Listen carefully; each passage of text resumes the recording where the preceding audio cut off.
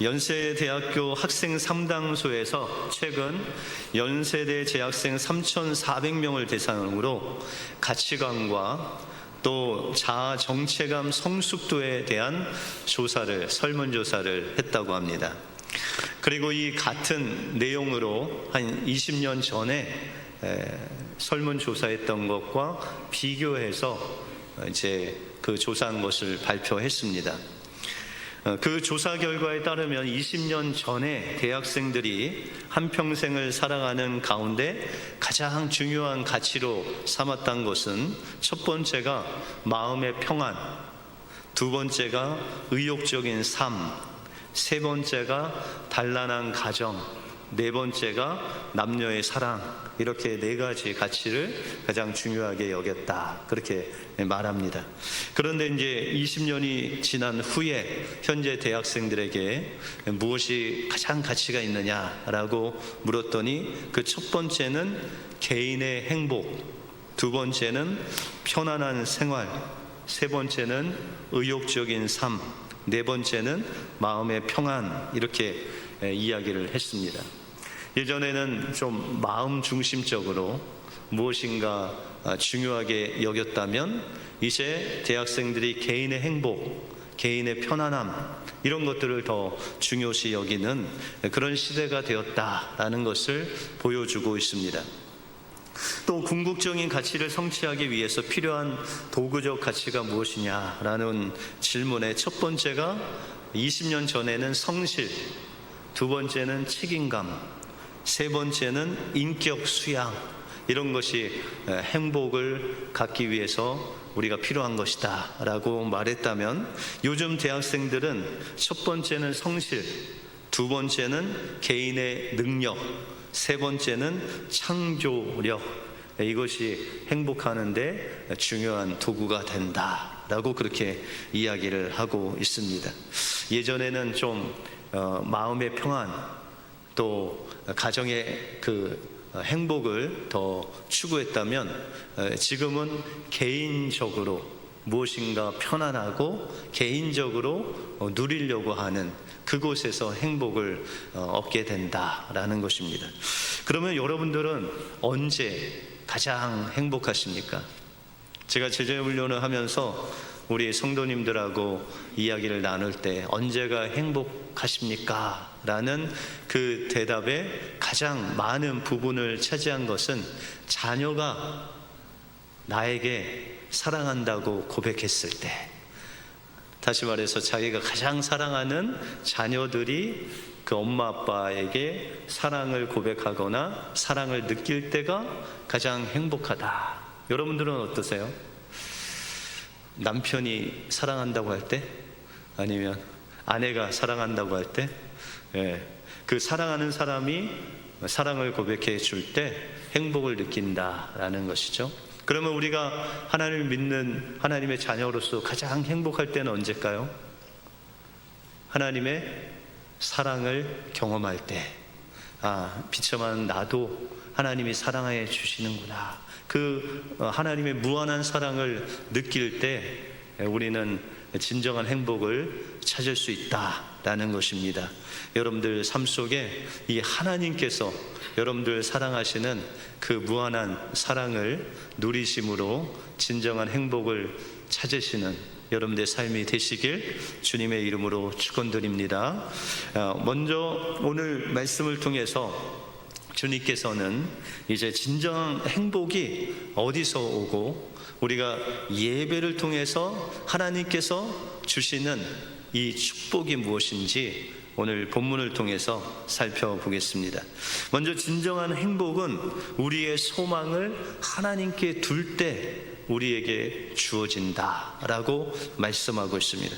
오늘 본문에 보시면 예수님이 예루살렘에서 유월절을 지내시고 이제 갈릴리로 향해서 가는 그 길에 오늘 본문 4절에 보시면 예수님은 사마리아로 통행하여야 하겠는지라 라고 그렇게 말씀하고 있습니다. 보통 유대인들은 이 유대 땅에서 갈릴리 북쪽으로 갈 때 그 중간에 사마리아가 있죠. 근데 이 사마리아인들과 별로 좋지 않습니다. 왜냐하면 역사적인 배경을 보면 이 사마리아 사람들은 아수르라는 그 북쪽에 있는 사람들과 혼혈 이주 정책을 통해서 이제 아수르 사람들과 결혼을 하고, 또 이 이스라엘 백성들이 아수르로 가서 아수르 사람들과 결혼했기 때문에 그들은 그들의 신앙이 순결하지 못하고 피가 순결하지 못한다. 그래서 이 유대인들이 사마리아 사람들을 아주 좋지 않게 여겼고, 심지어 오늘 성경에 보시면은 그들과 상종을 하지 않았다.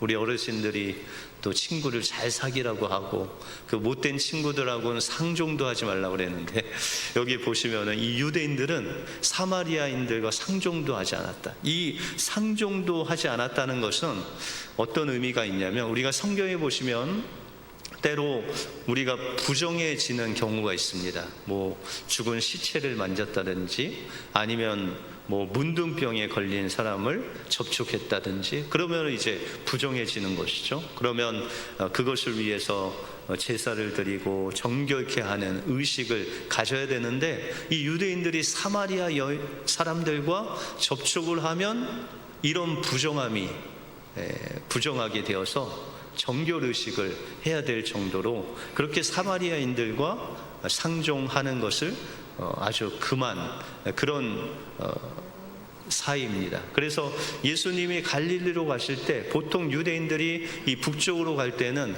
사마리아로 통과하면 금방 갈 길을 이 사마리아인들과 마주치지 않기 위해서 이렇게 돌아서 한 두세 배 걸리는 그 거리를 걸어서 갈릴리로 갔다라는 것이죠.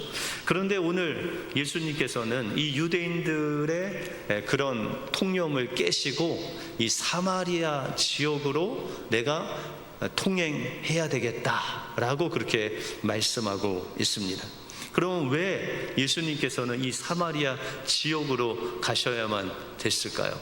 오늘 본문에 나오는 한 사람, 이 사마리아 여인을 만나기 위해서 예수님은 그 유대인들의 통념을 깨시고 사람들에게 비판을 받을 그 비판도 감수하시고 감내하시고 이 사마리아 지역으로 들어가셨다라는 것이죠. 그런데 이제 예수님께서 6시쯤 되어서, 우리 시간으로 정오가 되어서 이제 좀 지치시고 시장하셔서 제자들은 먹을 것을 구하라고 보내시고 우물 곁에 앉으셨다라고 그렇게 말씀하고 있습니다. 그런데 한 여인이, 사마리아 여인이 예수님 앞으로 이제 오는 겁니다. 물을 깃기 위해서 오는 한 여인을 보고 예수님께서 그에게 나에게 물을 좀 달라라고 그렇게 이야기를 합니다. 그런데 이 사마리아 여인의 반응은 아주 퉁명스럽습니다. 9절에 보시면 사마리아 여자가 이르되 당신은 유대인으로서 어찌하여 사마리아 여인인 나에게 물을 달라 하나이까 하니 이는 유대인이 사마리아인과 상종하지 아니함이러라 라고 그렇게 말씀하고 있습니다. 사이가 상당히 안 좋아 보이죠. 그리고 이 유대인 남자가 특별히 사마리아 남자도 아니고 여인에게 무엇을 달라 하는 것은 엄청난 부정한 일이었다라는 것이죠. 그런데 이 사마리아 여인에게 예수님께서 이런 의미심장한 이야기를 하십니다. 10절에 보시면 예수께서 대답하여 이르시되 내가 만일 하나님의 선물과 또 내게 물 좀 달라 하는 이가 누구인 줄 알았더라면 내가 그에게 구하였을 것이요 그가 생수를 내게 주었으리라 라고 그렇게 말씀하고 있습니다. 예수님께서 이 사마리아 여인에게 가장 필요한 그 생수에 대해서 말씀하고 있습니다. 여러분들, 이 생수는 예수님께서 죽음과 부활을 통과하여 우리에게 주실 그 성령님을 말씀하시는 것입니다. 이 성령님을 통해서 우리에게 주실 그 놀라운 생수의 강을 너에게 줄 수 있는 자가 바로 나다 라고 하시면서 이 사마리아 여인에게 예수님이 메시아인 것을 보여주시고 계시다라고 그렇게 말씀하고 있습니다. 그런데 이 사마리아인은 예수님을 모르기 때문에 아니 이 깊은 우물 가운데서 어떻게 생수를 퍼올릴 수 있냐라고 그렇게 말씀하십니다. 그런데 예수님이 이 사마리아 여인에게 또 생뚱맞게 이런 질문을 하십니다. 이 여인에게 내 남편을 데리고 와라. 여러분들 지나가시다가 여러분들 남편을 데리고 와라 하면은 여러분들 마음이 좀 어떻게 생겼어요? 남편 일하고 있는데 무슨 남편을 데리고 오라고 하시나. 그런데 예수님은 의도적으로 이 사마리아 여인이 지금 갈급한 마음, 그 중심에 있는 사람이 바로 남편이라는 것을 아시고 그 남편을 데리고 와라 라고 그렇게 말씀하고 있습니다. 여러분들 이 사마리아 여인에게 있어서 남편은 어떤 존재였을까요? 이 당시만 해도 그 여자의 인생은 거의 남편의 그런 영향력이 거의 지배적이었습니다. 다시 말해서 이 사마리아 여인은 그 남편을 통해서 그의 인생의 행복을 누리기 원했다라는 것입니다. 요즘 대학생들이 행복하기 위해서 개인의 행복, 편안한 그런 삶을 누리려고 하는 것이 행복인 것 같이 이 사마리아 여인도 남편을 통해서 개인의 행복, 그 편안한 삶을 누리기를 원했다라는 것입니다. 그런데 여러분들 이 여인에게는 남편이 몇 명 있었어요? 예전에 5명이고 지금 6번째 남편이 있는데도 불구하고 그가 예수님께 대답을 합니다. 예수님, 저는 남편이 없습니다. 그렇게 이야기를 합니다. 여러분들 이 여인이 남편이 없다는 의미는 무엇일까요? 제가 이 남편을 통해서 행복을 얻을까 하고 이 남편과 결혼하고 저 남편을 통해서 행복을 얻을까 하고 결혼을 했지만 이 모든 남편은 진정한 행복을 줄 수 없는 그런 사람입니다. 진정한 남편이 없습니다 라고 말하고 있는 것입니다. 여러분들 우리가 세상에 살면서 행복을 추구하는, 세상 사람들이 행복을 추구하는 몇 가지가 있죠. 여러분들 뭘 추구하면 좀 행복해질까요? 여러분들 요즘은 좀 건강하면은 행복해질 수 있다라고 생각하고 건강하려고 많이 애쓰시는 분들도 많으시고, 그런데 이 세상에서 행복해지기 위해서 추구하는 몇 가지가 있습니다. 우리가 제자훈련에서도 우리가 나눴듯이 그 첫 번째는 명예. 나는 이 명예만 있으면은 행복해질 수 있다. 두 번째는 물질, 돈. 내가 돈만 있으면은 행복해질 수 있다. 그래서 그의 인생을 돈에 올인하는 분도 있죠. 그 세 번째는 권력. 내가 이 권력만 가지면은 인생의 최대 행복을 누릴 수 있겠다. 마지막에는 쾌락. 내가 이 인생의 즐거움을 정말 다른 사람이 누릴 수 없는 것까지 누리면 행복해질 수 있다. 그러면서 세상 사람들이 자신의 인생을 이것을 통해서 행복해지려고 올인하며 살고 있다라는 것이죠. 그런데 여러분들 권력을 끝까지 가지면 어떻게 행복해질까요? 제가 50하고 60하고 이렇게 권력을 가지신 분들의 말로를 보니까 그렇게 행복한 인생은 아닌 것 같아요. 여러분들 돈을 가장 내가 세상의 돈을 다 끌어모으고 있으면은 행복해질까요? 현대 정주영 회장이나 이런 사람들 봐도 죽을 때 그렇게 행복해 보이진 않습니다. 여러분들 세상에 이런 것들을 나의 인생을 다 바쳐서 갖는다 할지라도 진정한 행복이 그곳에 없다는 것을 이 사마리아 여인을 통해서 우리에게 말씀해 주시고 있다라는 것입니다. 여러분들 성경에 보면 이런 것들을 행복의 목적으로 삼고 사는 사람이 있었죠. 여러분들이 잘 아시는 세리장인 삭개오. 여러분들, 이 삭개오는 세리장이었습니다. 이 당시에 세리는요, 매국노였어요. 그러니까 백성들의 피를 빨아서 그 로마 사람들에게 돈을 주고 그 일부는 자기가 착복을 해서 부자가 되는 그런 매국노 중에 매국노가 세리였습니다. 근데 이 삭개오를 보면, 성경에 보시면 그가 키도 작고 볼품도 없고 사람들에게 거의 소외된 그런 죄인 취급받는 사람으로 살아가고 있었습니다. 근데 삭개오 마음속에는 어떤 마음이 있었냐면, 내가 비록 사람들에게 욕을 먹고 조롱을 당하고 매국노라는 그런 말을 들을지라도 내가 이 돈을 악착같이 모으면 내가 행복해질 수 있다라고 그렇게 생각했습니다. 얼마나 악착같이 돈을 모았으면 세리 중에서도 세리장이 됐습니다. 이 삭개오가 그렇게 성경에 보면 부자가 됐죠. 그러나 이 삭개오 마음 한켠에는 늘 무엇인가 채울 수 없는 그런 행복을 향한 갈망이 있었다라는 것이죠. 그런데 이 소문을 들으니까 예수님이라는 분이 자신의 그 고향에 방문하시는데, 그분은 메시아다라는 하는 사람도 있고, 랍비다, 선지자다라는 사람들의 소문이 있지만, 그러나 이 예수님은 어떤 바리새인이나 종교 지도자들 같이 우리를 무시하거나 우리를 매국노 취급하는 것이 아니라 죄인들도 친구로, 또한 찾아오셔서 세리하고도 식사도 하시고, 또한 그 어둠 가운데 있는 그들에게 하나님의 빛 대신 복음을 전하는 그런 분이시다라는 소문을 듣습니다.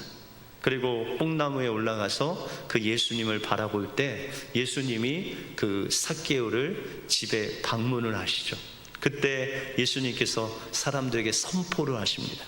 이 삭개오 집에 하나님의 구원이 임했다고 선포를 하십니다.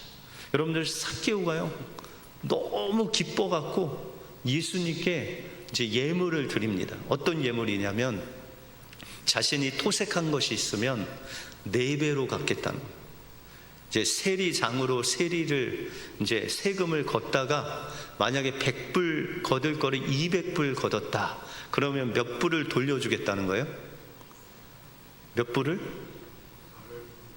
너무 심각하게 생각하지 마시고 4배니까 400불을 돌려주겠다는 거예요.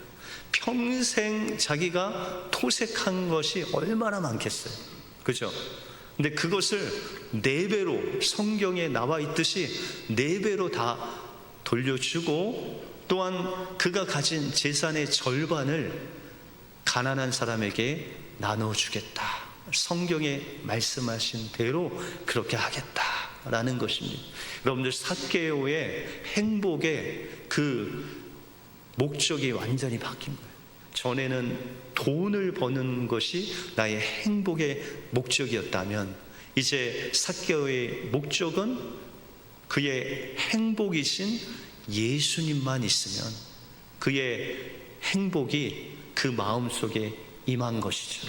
그래서 내가 가진 이 모든 것으로 주님을 기쁘시게 할 수 있다면 그것으로 나는 행복하다라고 생각하고 자신이 토세한 거 4배 다 갖고 그 부자로 있던 재산 절반을 가난한 자들에게 다 나누어 주었음에도 불구하고 그 마음속에 세상이 줄 수 없는 그 행복으로 가득 차 있었다라는 것입니다.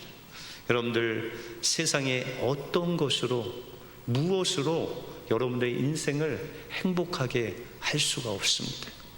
여러분들에게 진정한 행복을 주시는 분은 바로 예수님이시고, 그 예수님이 주시는 그 영원한 구원, 그 구원의 선물을 가지고 날마다 예수님을 기쁘시게 하는 삶을 살아갈 때 하나님께서 세상에 줄 수 없는 그 영원한 행복, 영원한 기쁨을 여러분들에게 주실 줄 믿습니다. 여러분들의 소망을 세상에 두지 않고 주님께 두심으로 진정한 행복을 누리시는 여러분들의 삶이 되시길 주님의 이름으로 축원드립니다. 다음으로 진정한 행복은 예배를 통해 만난 하나님, 그 하나님을 만날 때 우리는 진정한 행복을 누릴 수 있다라는 것입니다. 여러분들, 이제 사마리아 여인이 예수님을 만나고 남편에 대해서 이야기를 하다 보니까 이 예수님이 범상치 않는 분이라는 것을 깨닫게 되었어요. 그래서 이 사마리아 여인이 생각할 때, 내가 왜 행복하지 않은가 라는 그 생각 끝에 예수님께 질문을 합니다. 예수님, 제가 듣기로는 우리가 예배하는 곳이 이 그리심산이라는 곳에서 우리는 예배하는데, 유대인들은 예루살렘이라는 곳에서 하나님을 예배한다는데 그 장소가 맞습니까? 라고 묻습니다. 여러분들, 이 사마리아 여인이 왜 예수님께 예배의 장소를 물었을까요? 그 이유는요, 사마리아 여인이 생각할 때 자신이 불행한 이유가 바로 이 예배의 장소는 아닐까 하는 마음이 있었어요. 자신이 남편을 만나고 헤어지고 남편을 만나고 그렇게 행복을 누리려고 했지만 자신은 그 행복을 누릴 수가 없었습니다. 그런데 그 행복을 누리지 못한 것이 혹시나 그 유대인들이 드리는 그 예루살렘에서 예배를 드리지 아니함으로 나는 이런 불행을 겪어야 되나라는 마음으로 예수님께 그 장소를 묻습니다. 그때 예수님이 말씀하시기를, 그린심산에도 말고 예루살렘에도 말고 너가 예배하는 때가 오는데 그 예배의 대상이 바로 하나님 아버지시다.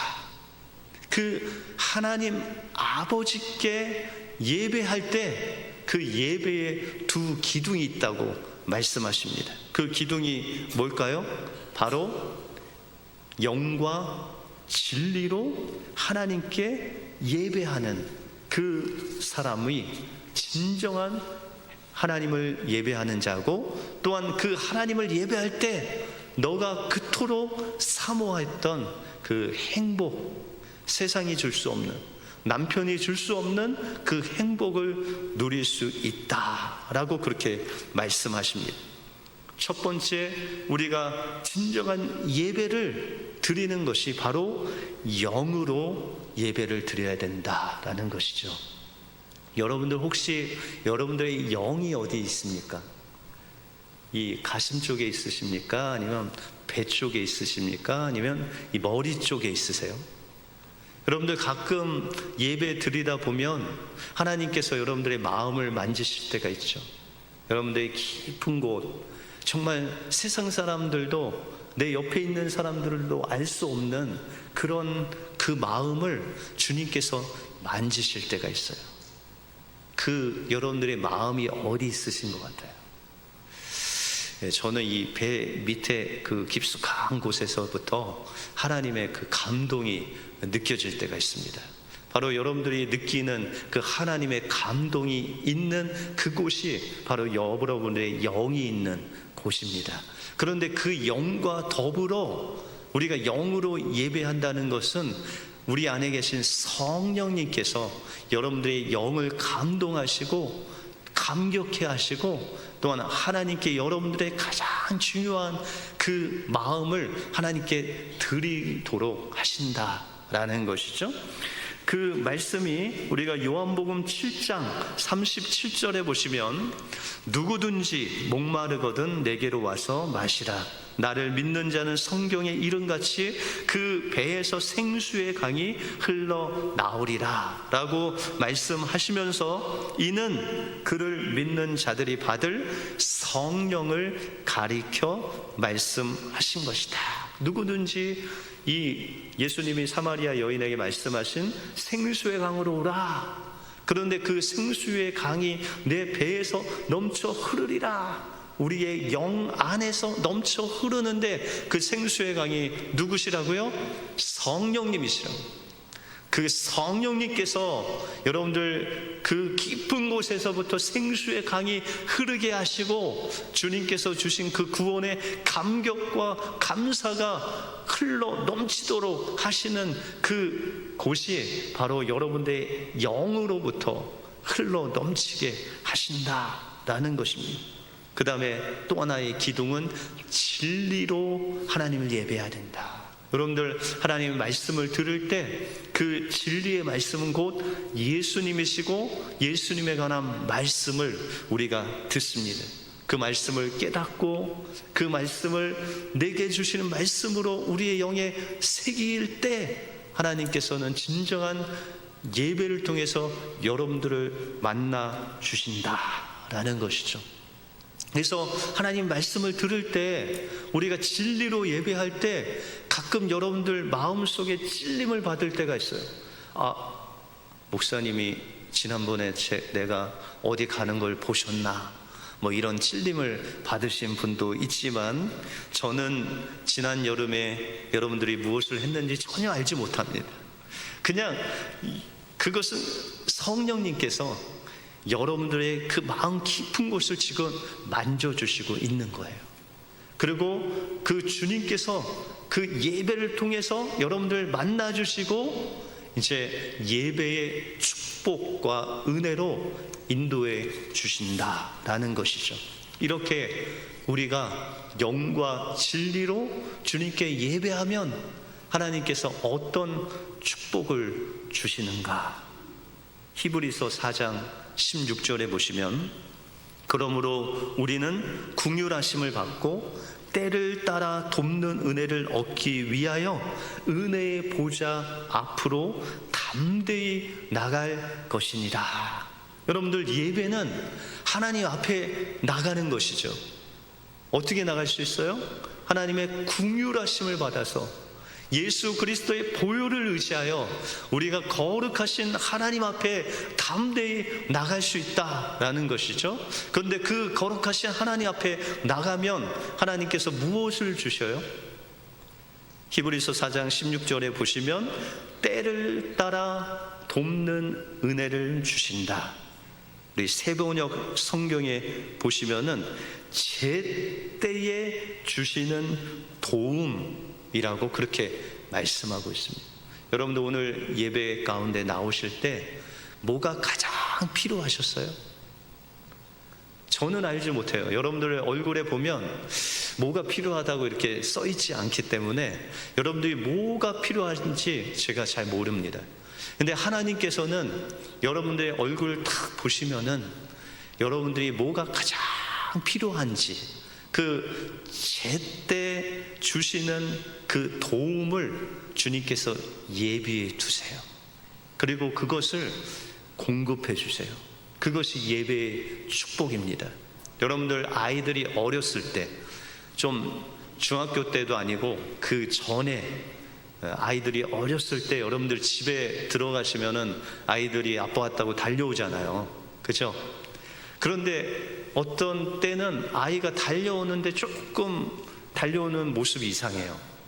열이 이만큼 나서 앞이 노랗고 막 어지러운데 아빠 왔다고 하니까 뛰긴 뛰는데 뭔가 부정확하게 뛰고 있는 아이를 발견하죠. 그리고 그 아이를 안으면은 여러분들 첫 번째 뭐 하죠? 이 아이가 아픈가 안 아픈가 머리를 착 만져봅니다. 그러니까 열이 막 펄펄 끓고 있으면 어떻게 해요? 아이를 안고 그 방에 들어가서 여러분들 뭐 수건에 물을 묻혀서 대준다든지 그렇게 아이를 돌보지 않습니까? 하나님도 마찬가지예요. 여러분들 6일 동안 그렇게 어렵게 세상에서 사시다가 이 예배 가운데로 왔을 때 여러분들 마음이 지쳐 있을 때가 있어요. 그때 하나님께서 여러분들 보시고 여러분들의 그 마음에 그 열이 나는 그 여러분들의 이마에 그 찬 수건으로 올려주시면서 주님께서 치료하시는 놀라운 손길을 여러분들에게 베푸신다라는 거예요. 여러분들 열병을 앓고 있는 그 베드로의 장모에게 왔을 때 예수님이 그를 보시고 그의 손을 만지시니 열병이 떠나갔다. 여러분들 지금도 여러분들이 가장 필요로 하는 것, 가장 도움이 절실한 것 주님은 알고 계십니다. 그리고 여러분들이 예수님께로 뛰어나갈 때 여러분들 안으시고 여러분들의 그 연약한 부분을 만져주시고 치료하여 주시고 위로하시고 또한 채워주시는 놀라운 은혜를 주님께서 여러분들에게 베풀어 주실 줄 믿습니다. 여러분들의 소망이 어디에 있습니까?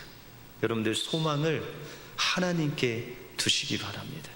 그리고 여러분들을 지금도 찾고 계시는 그 한 사람, 한 사마리아 여인과 같이 그 여인을 찾기 위해서 지금도 여러분들을 기다리고 있는 그 주님 앞에 여러분들 성령과 함께 감격하고 감사한 마음으로 정말 하나님의 말씀을 우리의 마음에 새기는 마음으로 주님께 달려가시기 바랍니다.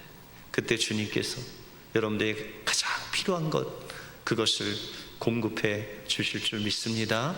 그 은혜로 한 주간 승리하시는 복된 한 주가 되시길 주님의 이름으로 축원드립니다. 기도하겠습니다.